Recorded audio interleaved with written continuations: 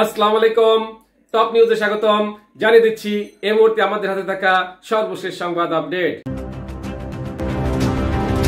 শুরুতেই থাকছে আগামী মাসে অনেক কিছুই ঘটবে যা আমরা কল্পনাও করতে পারছি না মান্না। এরপরে থাকছে বাংলাদেশ সহ 9 দেশের উপর আরব আমিরাতের ভিসা নিষেধাজ্ঞা। আরো থাকছে ছাত্র প্রতিনিধিদের সরকারে আসা ঠিক হয়নি সালাউদ্দিন আহমেদ। সর্বশেষে থাকছে কেউ যেন বিএনপির নাম ব্যবহার করে ব্যক্তিগত স্বার্থ হাসিল করতে না পারে।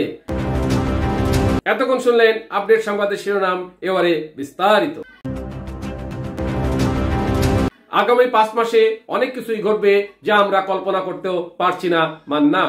আগামী ফেব্রুয়ারিতে নির্বাচন নিয়ে শঙ্কা থাকলেও তা কেটে গিয়ে নির্বাচন হবে বলে মন্তব্য করে নাগরিক ঐক্যের সভাপতি মাহমুদুর রহমান মান্না বলেছেন, আগামী 5 মাসে রাজনীতিতে আরো অনেক কিছুই ঘটবে যা আমরা এখন কল্পনা করতে পারছি না। শনিবার 20 সেপ্টেম্বর বাংলাদেশ চলচ্চিত্র উন্নয়ন কর্পোরেশনে আগামী জাতীয় নির্বাচনে ছাত্র সংসদ নির্বাচনের প্রভাব নিয়ে আয়োজিত ছায়া সংসদে তিনি এসব কথা বলেন। এতে সভাপতিত্ব করেন ডিবেট ফর ডেমোক্রেসির চেয়ারম্যান হাসান আহমেদ চৌধুরী কিরণ। পিআর পদ্ধতিতে নির্বাচন হলে জাতীয় পার্টির মাধ্যমে নৌকা লাঙ্গলে উঠে পতিত আওয়ামী লীগ ফিরে আসার সম্ভাবনা রয়েছে জানিয়ে তিনি বলেন, পিআর পদ্ধতিতে নির্বাচন বর্তমান প্রেক্ষাপটে বাস্তবসম্মত নয়। বর্তমানে জাপা আওয়ামী লীগের লেজ নয় মাথা। বাংলাদেশ সহ 9 দেশের উপর আরব আমিরাতের ভিসা নিষেধাজ্ঞা।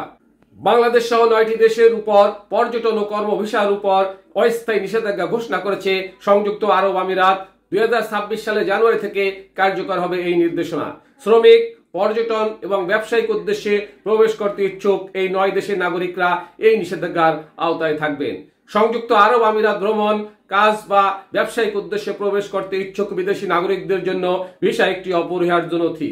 যদিও বেশিরভাগ নাগরিক সংযুক্ত আরব আমিরাতের পর্যটন ভিসা বা সংযুক্ত আরব আমিরাতের কাজের ভিসার জন্যই আবেদন করেন। তবে এবার কিছু দেশের উপর বিধিনিষেধ আরোপ করল আমিরাত। এই বিধিনিষেধের অর্থ হলো পরবর্তী নির্দেশ না দেওয়া পর্যন্ত এই দেশগুলোর নাগরিকরা শ্রমিক, পর্যটন এবং ব্যবসায়িক উদ্দেশ্যে সংযুক্ত আরব আমিরাতের ভিসার জন্য আবেদন করতে পারবেন না। দেশটির অভিবাসন বিজ্ঞপ্তি অনুযায়ী নিষেধাজ্ঞার আওতায় থাকা দেশগুলো হলো Afghanistan, Libya, Yemen, Somalia, Lebanon, Bangladesh, Cameroon, Sudan এবং উগান্ডা। ছাত্র প্রতিনিধিদের সরকারে আসা ঠিক হয়নি সালাউদ্দিন আহমেদ। ছাত্র প্রতিনিধিদের সরকারের দায়িত্বে আসাকে সঠিক মন্তব্য বলে মনে করেন না বিএনপির স্থায়ী কমিটির সদস্য সালাউদ্দিন আহমেদ। তার মতে, দায়িত্ব না এলে তার প্রেসার গ্রুপ হিসাবে থাকতে পারত। শনিবার 20 সেপ্টেম্বর রাজধানীর কাকরাইলে ডিপ্লোমা ইঞ্জিনিয়ার্স ইনস্টিটিউটে তারুণ্যের রাষ্ট্রচিন্তা 3য় সংলাপে বক্তব্যকালে তিনি মত প্রকাশ করেন। সালাউদ্দিন আহমেদ বলেন, গণতান্ত্রিক চর্চায় পৃথিবীতে একই সাথে কেউ সরকারি দল ও বিরোধী দলে থাকতে পারে না। যেদিন ছাত্র প্রতিনিধিরা সরকারে গেল সেদিন আমি বুঝে গেলাম এরা রাষ্ট্র বিনির্মাণে আর ভূমিকায় তেমন কিছু রাখতে পারবে না।